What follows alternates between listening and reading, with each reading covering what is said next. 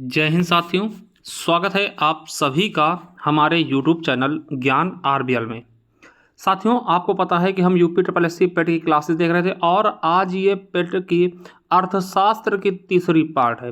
ठीक है, तीसरा वीडियो है साथियों। इसके पहले हम 2 वीडियो और पढ़ा चुके हैं। इसके अलावा दोस्तों हम पहले से ही आपको पता है इतिहास पूरा कर चुके हैं, आंदोलन पूरा कर चुके हैं। अब तीसरा पार्ट हम पढ़ा रहे हैं अर्थशास्त्र। ठीक है, शुरू करते उसके पहले बता दूं कि जो भी बच्चे दोस्तों पेट की तैयारी कर रहे हैं 2025 की, वो हमारे प्लेलिस्ट पे जाइए। ज्ञान आरबीएल की देखिए हमने प्लेलिस्ट बना दी है यूपी ट्रिपल एससी पेट 2025 के नाम से। एक एक क्रम में लगी हुई वीडियो इतिहास, आंदोलन, फिर दोस्तों अर्थशास्त्र की मिल जाएंगी, जाकर के देख सकते हैं। इसके अलावा स्ट्रैटेजी के दोस्तों हमने पढ़ाया हुआ है, यूपी पुलिस यूपीएससी के लिए वो देख लीजिए। करंट अफेयर पढ़ाया है उत्तर प्रदेश का, वो देख लीजिए। ठीक है, इसके अलावा मेरे दोस्तों का मैं बात करूँ, देखिए हमने आप सभी के पेट के अकॉर्डिंग दोस्तों ये पूरी हिस्ट्री पढ़ा दी थी। ठीक है, ये पूरी हिस्ट्री पढ़ाई है 13 वीडियो में। ठीक है, उसके बाद हमने आंदोलन पढ़ाया और दोस्तों उसके बाद हम अर्थव्यवस्था देख रहे थे। हमने अर्थव्यवस्था का परिचय देखा था। ठीक है, अर्थव्यवस्था दोस्तों हमने देखा कि क्षेत्र देखा। आज दोस्तों हमारा जो ये वीडियो है इसमें हम क्या देखेंगे कि मिश्रित अर्थव्यवस्था का विकास एवं निजी एवं सार्वजनिक दोस्तों क्षेत्र, ये वाला पार्ट हम आज इस वीडियो में देखने वाले हैं। ठीक है, चलिए तो इसको हम देखेंगे दोस्तों। और आपको बता दें, अगर इनकी आपको पीडीएफ चाहिए, पीडीएफ नोट्स दोस्तों यूपी ट्रिपल एससी पेट जीके जीएस की, तो साथियों ये 8 टॉपिक्स के पीडीएफ आपको हमारे ज्ञान आरबीएल ऐप पर मिल जाएंगे, जिसका लिंक डिस्क्रिप्शन बॉक्स में दिया है। ठीक है दोस्तों, इसका ऑफर प्राइस तो है मेरे दोस्तों 111 रुपये में अभी आपको मिल जाएगा। तो जाइए ज्ञान आरबीएल ऐप को डाउनलोड कर लीजिए। अगर दोस्तों आप डायरेक्ट जाते हैं प्ले स्टोर पर जाइए, वहाँ से दोस्तों आपको ये ई बुक्स वाले कॉलम पे जाना होगा और ई बुक्स वाले कॉलम पे जैसे जाएंगे, ये देखिए आपको यूपी ट्रिपल एससी पेट 2025 के नाम से पीडीएफ बैच मिल जाएगा। इसको दोस्तों आप पे करने के बाद इसे प्रिंट भी करवा सकते हैं बाहर निकाल करके। ठीक है, इसके अलावा आप करंट अफेयर चाहते ले सकते हैं दोस्तों, 25 रुपये मिल जाएगा। ठीक है, पूरे दोस्तों ईयर का होगा 2025 का, जैसे जैसे महीना बीतेगा वैसे वैसे इसकी पीडीएफ पढ़ती जाएगी। ठीक है, चलिए कंप्यूटर का ई बुक है 99 रुपीज़ में सभी यूपी ट्रिपल एससी एग्जाम्स के लिए। और आपके हिंदी की बुक्स मिल जाएगी उत्तर प्रदेश स्पेशल। और ये स्टैटिक जी के दोस्तों 99 रुपीज़ में यूपी पुलिस यूपीएससी के लिए मोस्ट इंपॉर्टेंट है दोस्तों।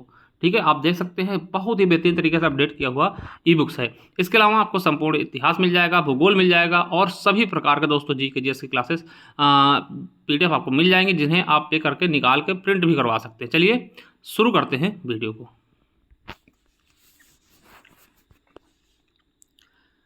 चलिए साथियों, देखिए अर्थव्यवस्था। ठीक है, देखिए आपको बताते हैं अर्थव्यवस्था क्या है। तो अर्थव्यवस्था अर्थशास्त्र का एक व्यवहारिक पक्ष है। क्या है? अर्थव्यवस्था जो है वो अर्थशास्त्र का ही दोस्तों एक व्यवहारिक पक्ष होता है। अर्थव्यवस्था के अंतर्गत क्या क्या होता है? उत्पादन हो जाएगा, बिल्कुल सही। आप किसी भी चीज़ का उत्पादन करेंगे, उसका उपभोग करेंगे यानी कि यूज करेंगे। वस्तुओं एवं सेवाओं के व्यापार से संबंधित सभी क्रियाकलाप शामिल होती हैं। यानी आप वस्तु बेचते हैं या फिर कोई सेवा देते हैं, इनके व्यापार से। अब देखिए सेवा क्या होता है, जैसे हमने बोला कि आपने दोस्तों क्या किया, सेविंग करवाई, तो आपने सेवा लिया। ठीक है, तो उसको भी दोस्तों यानी इन तरह के व्यापार से संबंधित सभी क्रियाकलाप इसमें शामिल होते हैं। आपको बता दें, अर्थव्यवस्था के माध्यम से देश में रहने वाले लोग अपनी आजीविका प्राप्त करते हैं। बिल्कुल सही भैया, आप कुछ कमा रहे हैं, वो सभी की सभी चीजें किसके अंतर्गत आती हैं? अर्थव्यवस्था के अंतर्गत। ठीक है, अब मेरे दोस्तों हम अर्थव्यवस्था को कितने भागों में बांटेंगे? देखिए अर्थव्यवस्था का वर्गीकरण देखते हैं और यहां से दोस्तों एक क्वेश्चन आना आपका तय होगा। ठीक है, सभी एग्जामों में आता है।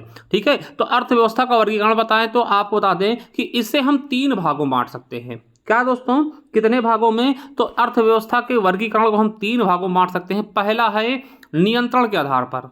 अब सबसे इंपॉर्टेंट दोस्तों यही वाला पार्ट होता है, नियंत्रण के आधार पर। ठीक है, 3 भागों में बांटेंगे। पहला है नियंत्रण के आधार पर, और इस नियंत्रण के आधार को भी हम 3 भागों में बांटेंगे। ठीक है, पूंजीवादी अर्थव्यवस्था, ठीक है, समाजवादी और मिश्रित। चलिए नियंत्रण के आधार पर। ठीक है, आपसे पूछेगा कि पूंजीवादी अर्थव्यवस्था क्या होती है, सीधी बात करेगा, पूंजीवादी अर्थव्यवस्था क्या होती है। ठीक है, ये पूछेगा आपसे। चलिए तो साथियों आपको बताऊं कि पूंजीवादी अर्थव्यवस्था क्या होता है। तो याद रखिएगा, ऐसी अर्थव्यवस्था जिसमें उत्पादन के संसाधनों पर निजी क्षेत्रों का नियंत्रण पाया जाता है, उसे पूंजीवादी अर्थव्यवस्था कहते हैं। जिसमें जो भी चीजें उत्पादित हो रही हैं उस पे दोस्तों पूरी तरीके से पूरी तरीके से दोस्तों निजी क्षेत्रों का प्राइवेटाइजेशन का यूज किया गया है। ठीक है, ऐसी अर्थव्यवस्था को हम पूंजीवादी अर्थव्यवस्था कहते हैं। ये क्वेश्चन आपके यूपी SSSC पेट 2021 से पूछा गया था कि जिस अर्थव्यवस्था में निजी क्षेत्रों को नियंत्रण दिया जाता है संसाधनों पर, उसे कौन सी अर्थव्यवस्था कहते हैं? तो पूंजीवादी अर्थव्यवस्था। इसे ही उदारवादी अर्थव्यवस्था कहते हैं दोस्तों। इसके जनक कौन है? एडम स्मिथ हैं। ठीक है, आपसे पूछेगा कि पूंजीवादी अर्थव्यवस्था के जनक कौन है? एडम स्मिथ हैं, जिसे हम एडम स्मिथ के हस्तक्षेप सिद्धांत पर यह कार्य करता है। ठीक है, अब देखिए पूंजीवादी अर्थव्यवस्था का थोड़ा सा मैं समझूं, ये दोस्तों पैसों वालों की अर्थव्यवस्था है। जैसे अमेरिका में क्या होता है? हर चीज़ दोस्तों आपको प्राइवेट चीज़ें मिलेंगी। ठीक है, सब कुछ दोस्तों निजी क्षेत्र की कंपनियां होंगी, वो सब कुछ नियंत्रित करेंगी। ठीक, अभी मैं आगे समझाऊंगा तो आपको बहुत अच्छे समझ में आएगा। यानी जैसे निजीकरण, जैसे आप देखते हैं कि भारत सरकार ने बहुत सारी चीज़ें निजीकरण किया। इसमें क्या होगा? तो दोस्तों देखिए, जो भी व्यक्ति उतरेगा मैदान पर, मान ले दोस्तों आपकी कोई कंपनी है, ठीक है, आपकी कोई कंपनी, पूरे देश में कह दिया गया भैया कि सब लोग क्या करिए, सब चीज़ें प्राइवेट कर दीजिए। ठीक है, सरकार को प्राइवेट का, इससे क्या होगा कि सरकार की टेंशन समाप्त हो जाएगी कि भैया किसी को सरकार जिस रेट में देगी दोस्तों, कंपनियां उससे बढ़ा करके वो अपना मतलब कि क्या प्रॉफिट कमाना चाहेंगी। ठीक है, जिससे इससे एक चीज़ होता है कि जनता पर दोस्तों बहुत ज़्यादा असर पड़ता है। ठीक है, जनता से पैसे ज़्यादा ले जाते हैं। हालांकि दोस्तों सुविधा भी ए लेवल की दी जाएगी, जैसा पैसा आप खर्च करेंगे वैसी सुविधा मिलेगी। ठीक है, चलिए, तो दोस्तों आपसे पूछेगा इनकी विशेषताएं क्या पूंजीवादी? तो अधिकतम लाभ कमाना। भाई आप चीज़ समझिए, इसमें होता क्या, सारी कंपनियां क्या होती है? निजी होती हैं। ठीक है, अब जैसे कहेंगे सर निजी कैसे? देखिए, जैसे अपने भारत में क्या है, आपके लिए अस्पताल हैं, सरकारी भी हैं और प्राइवेट भी हैं। क्या हैं? सरकारी भी हैं और प्राइवेट भी हैं। मगर दोस्तों प्राइवेट भी है, मगर दोस्तों समझिए, पूंजीवादी अर्थव्यवस्था में सरकारी नहीं होगा, केवल प्राइवेट होगा। यानी कि देखिए, अपने यहाँ क्या है? सरकारी। अगर आप गरीब हैं तो आप सरकारी अस्पताल में जाकर चिकित्सा करा सकते हैं, और अगर आप दोस्तों अमीर हैं, अगर आपको है ना अमीर हैं, तो दोस्तों प्राइवेट में जाइए। ठीक है, आप समझिए, समझ गए ना? तो यहाँ पर दोस्तों पूंजीवादी अर्थव्यवस्था में सब कुछ निजी होता, सरकारी नहीं होता। अब देखिए, अगर दोस्तों कोई निजी अस्पताल खोलेगा तो उसका उद्देश्य क्या होगा? क्या होगा उद्देश्य? अधिकतम लाभ कमाना। समझ गए? पूंजीवादी अर्थव्यवस्था का उद्देश्य क्या होगा? अधिकतम लाभ कमाना। पूछा गया था दोस्तों किस अर्थव्यवस्था का उद्देश्य होता है अधिकतम लाभ कमाना? पूंजीवादी अर्थव्यवस्था का। समझ गए? विकेंद्रीकरण व्यवस्था होगा इनका। बाजार नियंत्रण प्रणाली द्वारा संचालित होगा, मतलब कि एक नियंत्रण प्रणाली होगी जिसके द्वारा बाजार को संचालित किया जाएगा।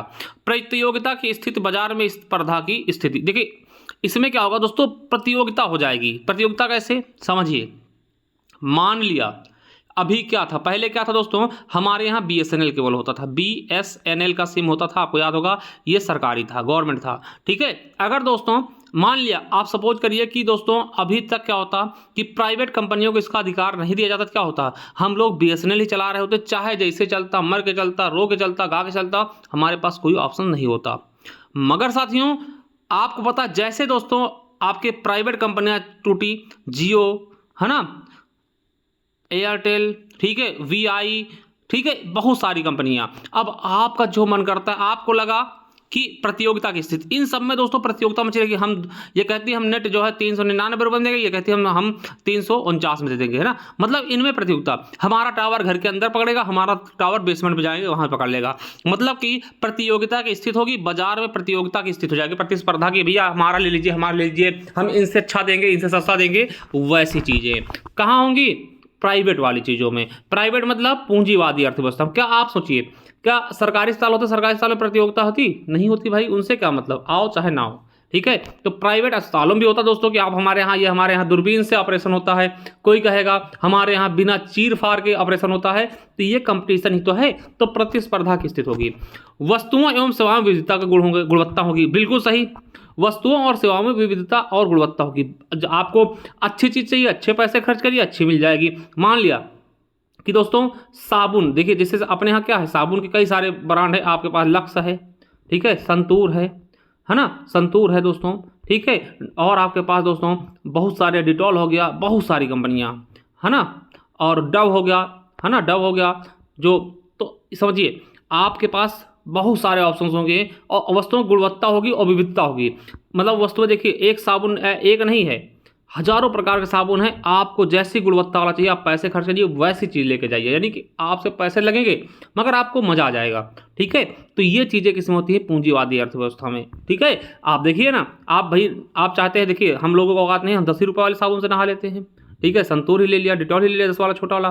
दोस्तों बहुत से लोग क्या हैं जो अमीर होंगे उनको चाहिए भैया अरे हमारे डब दीजिए नहीं हमारी स्किन खराब हो जाएगी, तो वो डब से भी नहा लेते हैं, कोई दिक्कत नहीं। ठीक है, यहाँ पर वस्तुओं और सेवाओं की विविधता अच्छी, मतलब वस्तु अच्छी से अच्छी मिलेंगी, ठीक, उनमें विविधता होगी, है ना, ये चीज़ें। अब देखिए पूंजीवादी अर्थव्यवस्था किन देशों की है, तो दोस्तों अमेरिका की हो गई, जापान की हो गई, फ्रांस हो गया, इटली हो गया, ब्रिटेन हो गया, कनाडा, मैक्सिको।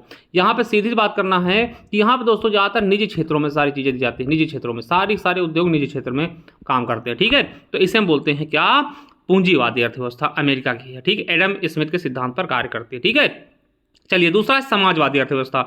समाजवादी अर्थव्यवस्था क्या होती है, समाजवादी जानते हैं, जो समाज के लिए काम करे। ठीक है, मतलब कि इसका उद्देश्य पैसा कमाना बिल्कुल भी नहीं होगा, समाज के लिए कहते हैं ना हम समाजवादी है।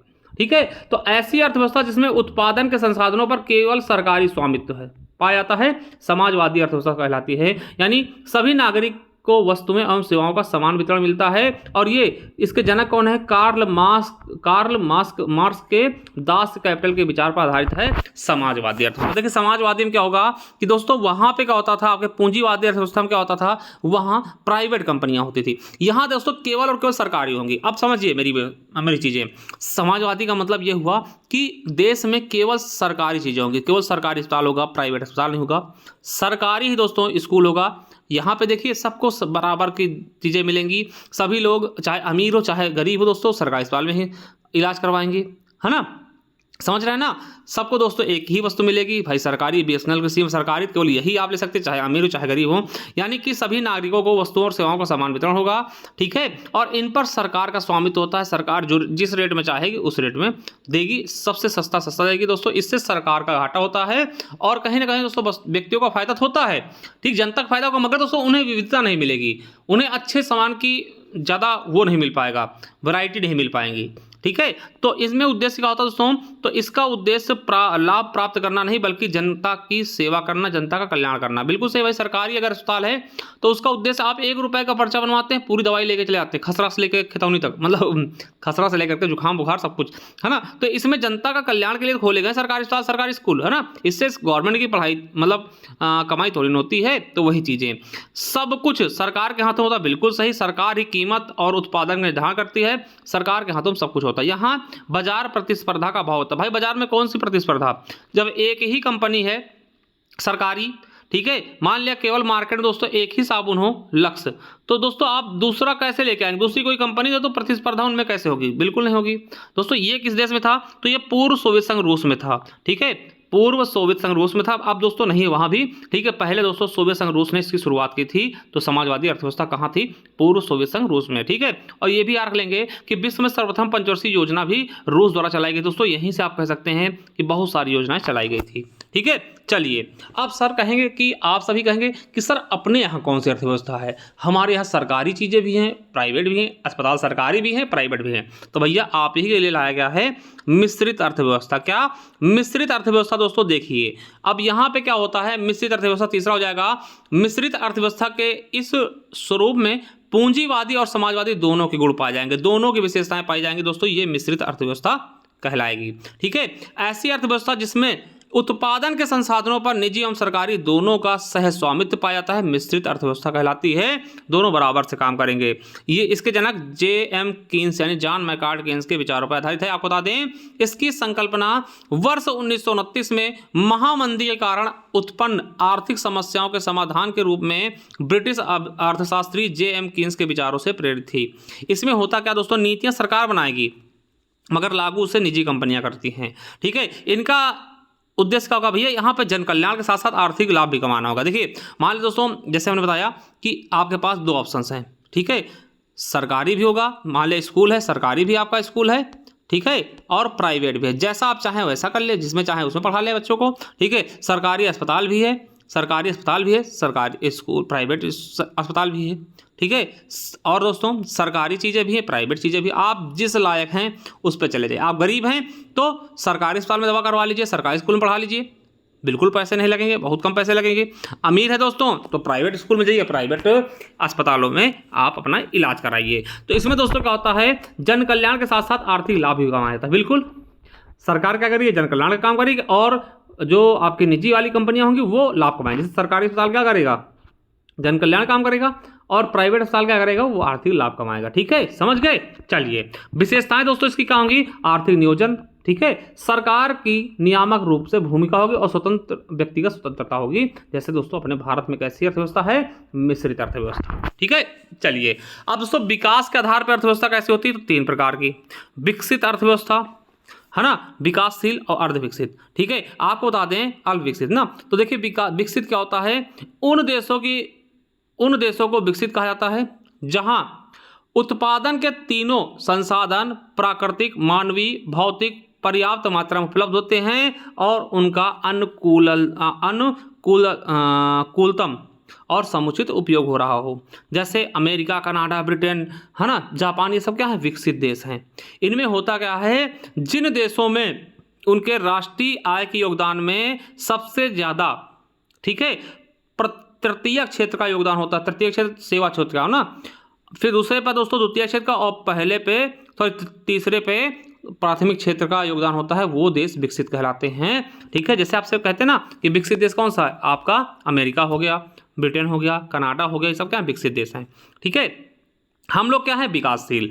तो विकासशील अर्थव्यवस्था दोस्तों याद रखिएगा, विकासशील देश वो देश है जहां प्राकृतिक संसाधनों की थोड़ी कमी होती है। जैसे भारत, पाकिस्तान, बांग्लादेश, ये क्या है, विकासशील हैं। यहां राष्ट्रीय आय में योगदान किसका होता है, तो द्वितीय क्षेत्र यानी उद्योग क्षेत्र का पहले नंबर पे होता है। ठीक है, उद्योग क्षेत्र का, फिर दूसरे दोस्तों कृषि होता है, और तीसरे दोस्तों सेवा क्षेत्र पे। ठीक है, यानी राष्ट्रीय आय में योगदान पहले नंबर पे उद्योग का होता है, उद्योग क्षेत्र का, दूसरे पे कृषि, और तीसरे पे सेवा क्षेत्र का। ठीक है, चलिए ज़्यादा इंपॉर्टेंट नहीं है ये। ठीक है, चलिए तीसरा है अविकसित या अल्प विकसित अर्थव्यवस्था। आपको बता दें कि अल्प विकसित देश वह होते हैं जहां दोस्तों प्राकृतिक, भौतिक और मानवीय में से कोई भी एक नगण्य होता है। यहाँ गरीबी पाई जाएगी, बेरोजगारी, भुखमरी अधिक, व प्रति व्यक्ति आय, टेक्नोलॉजी, इंफ्रास्ट्रक्चर बहुत ही दयनीय स्थिति में होगी। जैसे नाइजीरिया, चाड, सूडान, कांगो, ध्रुवीय क्षेत्र के सहारा रेगिस्तान के। ठीक है, यहाँ पे प्राथमिक क्षेत्र में ज़्यादा होगा, है ना, योगदान ज़्यादा होगा, फिर द्वितीय क्षेत्र का, फिर तृतीय क्षेत्र का। ठीक है, तो ये अविकसित या दोस्तों अल्प विकसित देश कहलाते हैं, यहाँ की अर्थव्यवस्था कहलाती है। ठीक है, वैश्विक संबंधों के आधार दोस्तों 2 प्रकार के होती हैं। पहला होता है खुली अर्थव्यवस्था।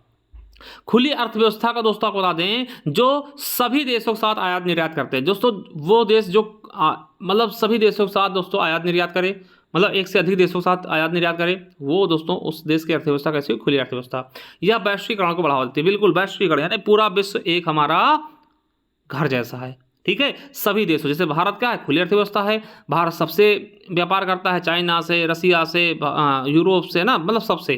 ठीक है, यह सभी देशों की अर्थव्यवस्था खुली अर्थव्यवस्था। देखिए लगभग दोस्तों सभी देशों का अर्थव्यवस्था क्या खुली अर्थव्यवस्था ही है। एक होती है बंद अर्थव्यवस्था। ये क्या होता है मेरे दोस्तों, तो यह वो देश जो किसी भी देश से आयात निर्यात नहीं करेंगे, मतलब ऐसा देश जो कहेगा ना हम किसी देश से कुछ खरीदेंगे, ना ही किसी देश को कुछ बेचेंगे, वो बंद अर्थव्यवस्था होती है।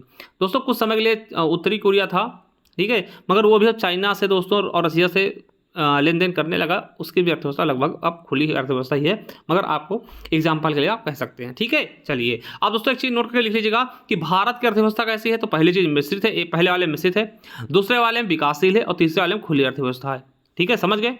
चलिए आप दोस्तों विश्व की आपसे पूछ ले कि भारत की जीडीपी कितने नंबर पे है ना, तो आपको बता दें विश्व की शीर्ष अर्थव्यवस्था 2025 में नॉमिनल जीडीपी के आधारित ट्रिलियन डॉलर में अमेरिका की 30.507 ट्रिलियन डॉलर है पहले स्थान पे, दूसरे पे चाइना 19.231 ट्रिलियन डॉलर है, तीसरे पे दोस्तों जर्मनी 4.744 ट्रिलियन डॉलर, और दोस्तों भारत चौथा सबसे बड़ा जीडीपी वाला देश बन गया। ठीक है, 4.187, जापान को पिछाड़ा है। ठीक, जापान की 4.186 है, यूके की 3.839, ठीक है, और वहीं फ्रांस की 3.211 है। ठीक है, ये दोस्तों आप सभी को याद रखना है। ठीक है, आई होप साथियों आपको बहुत अच्छे समझ में आ रहा होगा। चलिए दोस्तों जिनको चाहिए ये नोट्स हमारी PDF बैच दोस्तों जूनियर असिस्टेंट सभी UP SSC एग्जाम के लिए, ठीक है, पेट के लिए साथियों, ठीक है। उसके लिए दोस्तों आपको जाना होगा हमारे ज्ञान आरबीएल ऐप पर, वहाँ से इसको आप डाउनलोड कर लीजिएगा और इसे दोस्तों 111 रुपये में आप परचेस करके बाहर प्रिंट निकाल के पढ़ भी सकते हैं। चलिए, थैंक यू, धन्यवाद, मिलते हैं नेक्स्ट वीडियो में। तब तक के लिए जय हिंद, जय भारत, वंदे मातरम।